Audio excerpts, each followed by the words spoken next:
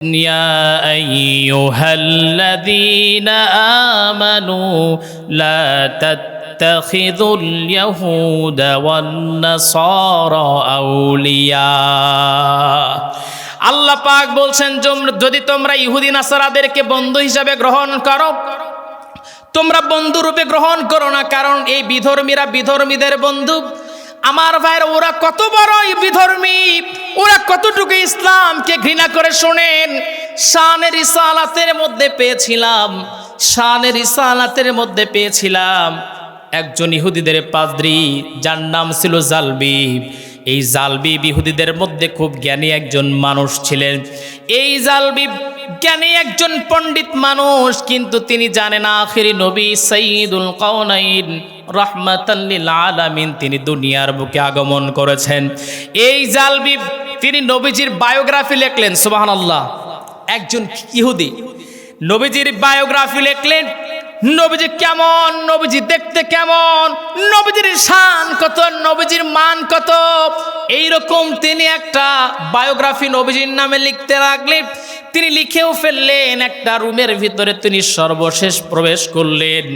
সর্বশেষ প্রবেশ করার পর আল্লাহর এই গোলাম তিনি সেই জায়গায় একটা কাচের একটা বাক্স নিলেন।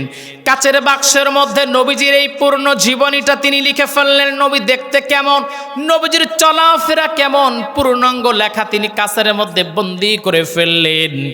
এরপর আল্লাহর এই গোলাম তিনি দরজায় কয়েকটা তালা মারলেন এবং তিনি তার সন্তান ছিল যার নাম ছিল হুবহাব। হুবহাবকে ডেকে বলছে, একদিন হুবহাব রে শোনো, আমি মরে যাওয়ার পর এই ঘরের মধ্যে প্রবেশ করবা, আর ওই কাচের বাক্সের মধ্যে একজনের জীবনী লেখা আছে, সেই জীবনীটা মনোযোগ দিয়ে পড়বা।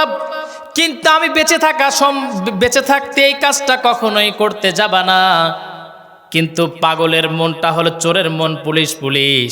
আল্লাহর এই গোলাম চিন্তা করলেন, আমার বাবা কোনোদিন কোনো কিছুতেই না করে নাই, কিন্তু বাবা মরে যাওয়ার পর কেন ঘরে ঢুকবা, আগে ঢুকলে সমস্যা কি? এইবার এই হুবহাব তিনি চিন্তা করলেন, যেই রাত্রে আমার বাবা আর মা মদ পান করে ঘুমিয়ে যায়, সেই রাত্রিতে আমি ঘরের মধ্যে প্রবেশ করব। এইবার যখন তার মা আর বাবা মদ পান করে ঘুমিয়ে পড়েছেন, হুবহাব দরজাটা খুলে ঘরের মধ্যে প্রবেশ করলেন। ঘরের মধ্যে প্রবেশ করার পর তিনি দেখতে পেলেন ওই যে কাচের যে বাক্স, কাচের বাক্সের মধ্যে তার বাবা এমন কিছু রেখে দিয়েছে, এমন টর্চ লাইটের মতো আলো জ্বলছে, যে আলোয় পুরো ঘরটা অন্ধকারটা আলোয় ভরে গেছে। जो नामे मुस्तफा चूमे नहीं दुखती कभी आँखें, जो नामे मुस्तफा चूमे नहीं दुखती कभी आँखें, पहन ले प्यार जो उनका सिफन मैला नहीं होता, मोहम्मद के गुलामों का कफन मैला नहीं होता। সবাই বলে আল্লাহু আকবার। না হয় না, আর একটু জোরে বলে আল্লাহু আকবার। আমার ভাইরা, আমার বন্ধুগণ, হুবহাব এইবার দেরি করলেন না, কাচের বাক্সটাকেই তিনি ভেঙে ফেললেন আর কাগজ নিয়ে তিনি পড়তে লাগলেন। এত বড় একটা কাগজ, নবীজির বায়োগ্রাফি, নবীজির জীবনী পড়তে পড়তে তিনি নবীজির জীবনী পড়তে পড়তে লগ্ন থেকে শুরু করে আল্লাহ পাক যখন থেকে নবীজিকে বানিয়েছেন, কোন কোন কিতাবে নবীজির নাম পর্যন্ত এসেছে, সকল কিছু পড়তে পড়তে নবীজির প্রেমে তিনি আসক্ত হয়ে গেলেন। নবীজির প্রেমে তিনি পড়ে গেলেন। হুবহাব চিন্তা করলেন, এত সুন্দর একজন মানুষ, তার জীবনী আমার বাবা লিখেছে, কিন্তু আমার বাবা তার প্রেমে পড়ে নাই, কিন্তু আমার বাবা এই লোকটা থেকে আমাকে কেন দূরে সরাতে চায়? তার মনের প্রশ্ন হলো, বাবাকে আমি প্রশ্ন করব। যখন সকাল হয়ে যাবে তখন তিনি বের হলেন। বাবার মা যখন উঠলেন, বাবাকে ডেকে বলছেন, আমি আপনার সবচেয়ে বেশি আদরের একটা সন্তান। বাবা, আপনি জানেন আগামীর দিনে খ্রিস্টানদের পাদ্রী আমি হুবহাব নিজে হব, এইরকম ভবিষ্যৎবাণী আপনি নিজে করেছেন। কিন্তু বাবা, আমার প্রশ্ন হলো, আপনার আদরের আমি সন্তান ওই ঘরের মধ্যে কেন প্রবেশ করতে নিষেধ করেছিলেন? এই রকম চিন্তা আসার কারণে এই ঘরের মধ্যে আমি প্রবেশ করলাম। সব কিছু পড়েছি বাবা। সাইয়্যিদুল কাওনাইন রাহমাতাল লিল আলামিন বিশ্ব নবী, তার জীবনী আপনি লিখেছেন, কিন্তু কেন পড়তে আমাকে দিবেন না? কি সমস্যা আপনার? এইবার জাল বিবি এই পরিমাণে রেগে গেলেন আর বললেন, বাবা তুমি বড় অন্যায় করে ফেলেছ, তুমি তার জীবনী পড়েছ, তারপরে তোমার ইচ্ছাটাকে আমাকে একটু বলো। হুবহাব এবার ডেকে বলে, বাবা আপনি তো নিজে জানেন যার জীবনী আপনি লিখেছেন সেই মানুষের জীবনী পড়ার পর কেউ তো আর তার প্রেমে না পড়ে পারতে পারে না। আমি তার প্রেমে পড়ে গিয়েছি, আমি তার প্রেমে এই পরিমাণে মাতোয়ারা হয়ে গিয়েছি, দুনিয়ার আর অন্য কিছুই চাই না। আমি শুধু চাই ওই আল্লাহর নবী সাইয়্যিদুল কাওনাইন রাহমাতাল লিল আলামিনের জীবনে আমার এই দুইটি চোখ দিয়ে একটা বারের জন্য শুধু দেখতে চাই। আল্লাহু আকবার। হুবহাব এবার যখন বাবাকে কথা বললেন, জালবিবের মাথায় এবার গরম, ডেকে বলছে, আমি তো জানি এই মানুষের জীবনী যে পড়বে পাগল হয়ে যাবে, কিন্তু কেন তুমি তার জীবনী পড়লা? আমি তোমাকে না করেছিলাম আর তুমি তার প্রেমে পড়ে গেলা। এই কথা বলে কোনো কথা ছাড়া সন্তানের দুটি পায়ে শিকল লাগাইয়া দিলেন, দুটি হাত বেঁধে ফেললেন। হুবহাবকে এবার ডেকে বলছে, হুবহাব তোমার যাবার যদি ইচ্ছা থাকেও কিন্তু এখন সম্ভব নয়। হুবহাব বলছেন, বাবা এই কিতাবটার মধ্যে নবীজি যে সত্য একজন নবী সেটাও আপনি প্রমাণ করেছেন কাগজের মধ্যে। আমি তার প্রেমে এতটাই আসক্ত হয়ে গিয়েছি, দুনিয়ার কোনো কিছুই তার থেকে আমাকে দূরে রাখতে পারে না। এই কথা তিনি বললেন, তাকে তার বাবা এই পরিমাণে আঘাত করতে লাগলেন, ঘরের মধ্যে পিটায়, জোরে জোরে হুবহাব চিৎকার মারে, ইয়া রাসূলুল্লাহ, ইয়া রাসূলুল্লাহ বলে চিৎকার মারেন। আশেপাশের লোকেরা বলো, জালবিব কি হয়েছে? ঘরের মধ্যে সন্তানরে পিটাও কেন, ঘটনা কি? এইবার জালবিব বলল, এত চেষ্টা করলাম কিন্তু প্রকাশ পেয়ে গেল। আমি সবাইকে বলি তার সম্পর্কে কেউ পড়ো না, কিন্তু আমার ঘরের মধ্যে সাপ ঢুকছে। এইবার ডেকে বলছে, এলাকার মানুষেরা শোনো, আমার সন্তান রে যে যত মন চায় পিটাবা দইরা। এরপরে তাকে নিয়ে যাওয়া হলো, মাটি খনন করে সেই মাটির মধ্যে বসায়া তার পিঠের উপরে যখন জোরে জোরে যখন আঘাত করেন, হুবহাব বলেন, আমি যখন আমার নবীজির নাম ধরে যখন ডাক মারতাম ইয়া রাসূলুল্লাহ, কারণ উনি ওনার জীবনী পড়েছেন, কিন্তু মুহাম্মাদুর রাসূলুল্লাহ সাল্লাল্লাহু আলাইহি ওয়াসাল্লামের একটা রব আছে, সেই রব সম্পর্কে তো হুবহাব এখনো জানে না। সেই জন্য তিনি নবীজির নামটাই শুধু উচ্চারণ করেন। এইবার হুবহাবকে যখন পিটায় বড় বড় দাগ হয়ে যায়, রক্ত ফিনকি দিয়ে বের হয়। হুবহাবকে এবার যখন মারতে মারতে কোনো কিছুতেই কাজ হলো না, ঠিক আকাশ থেকে বজ্রপাত হতে লাগলো, বৃষ্টি বর্ষণ হতে লাগলো। একটা দিন তারা চিন্তা করলো, ওর হাত পাটা বেঁধে যদি জমিনের মধ্যে ফেলে রেখে দেই তাহলে অবশ্যই আসমান থেকে বজ্রপাতে এই সন্তানটা মারা যাবে, এই সন্তানটা মারা যাবে। এই চিন্তা করে তাকে জমির মধ্যে রেখে দিলেন। কিন্তু আজব ব্যাপার, তারা যখন সেই জায়গায় রেখে দিলেন, দিয়ে যখন ঘরের মধ্যে সবাই চলে আসলেন, আসা মাত্রই আকাশ থেকে বড় একটা বিকট আওয়াজ আসলো, আর আওয়াজে হুবহাবের যত শিকল হাতে পায়ে লাগানো ছিল সকল কিছু থেকে আল্লাহ পাক তারে মুক্তি দান করলেন।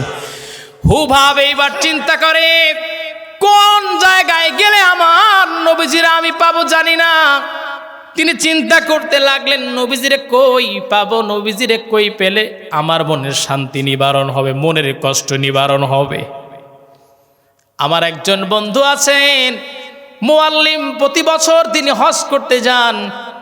একদিন বললাম, ভাই আমার সালামটা একটু নবীজির রওজায় পৌঁছায়া দিও। প্রতি বছর তাকে যখন এই কথা বলি, এক বছর গত বছরের আগের বার তিনি আমাকে না বলে চলে গেছেন। ফোন দিলাম, বললাম ভাই কাজটা ভালো করেন নাই।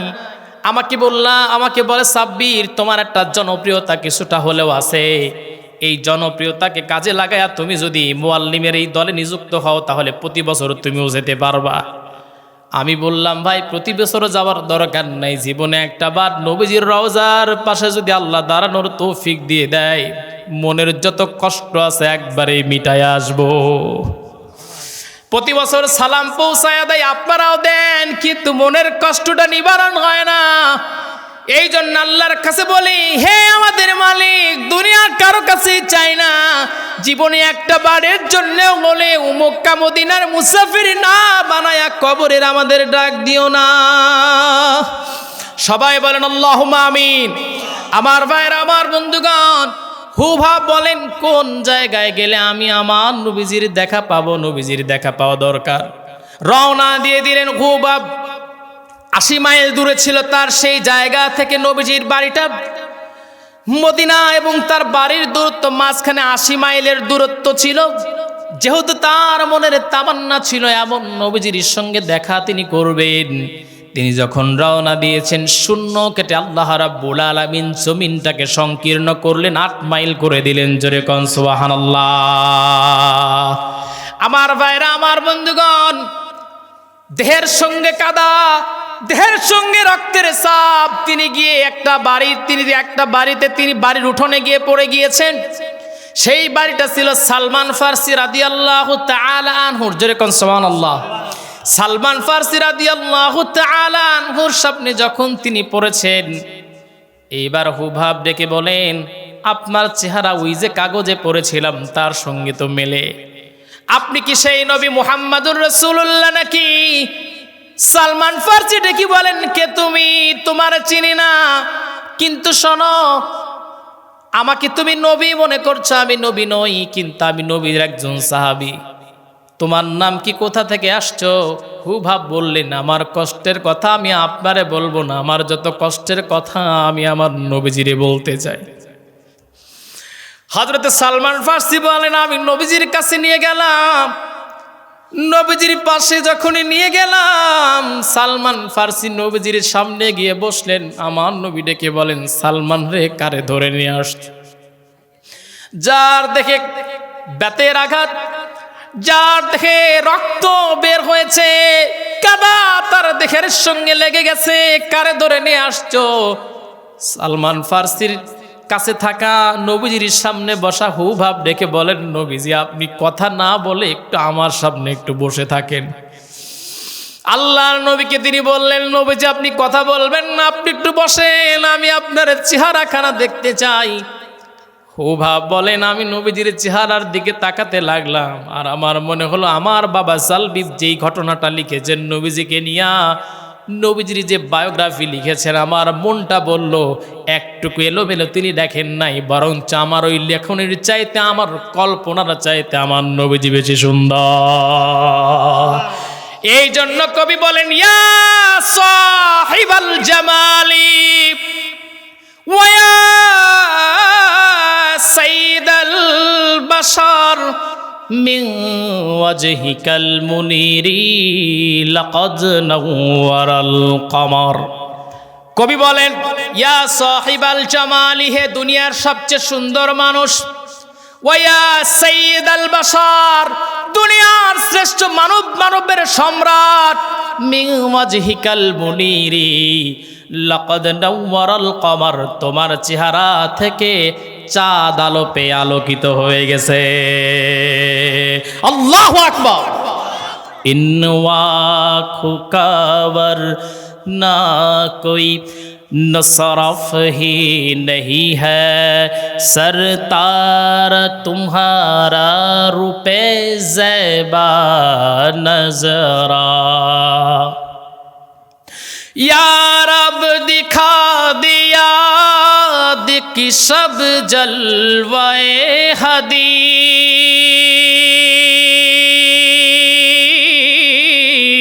या रब दिखा दिया, रब दिखा दिया, रब दिखा दिया की सब जलवाए हदी, एक बार को अता हो, एक बार को आता हो ज़ियारत रसूल की, आहा जन्नत में लेके जाएगी चाहत रसूल की, जन्नत में लेके जाएगी, जन्नत में लेके जाएगी चाहत रसूल की, आहा जन्नत में लेके जाएगी चाहत रसूल की।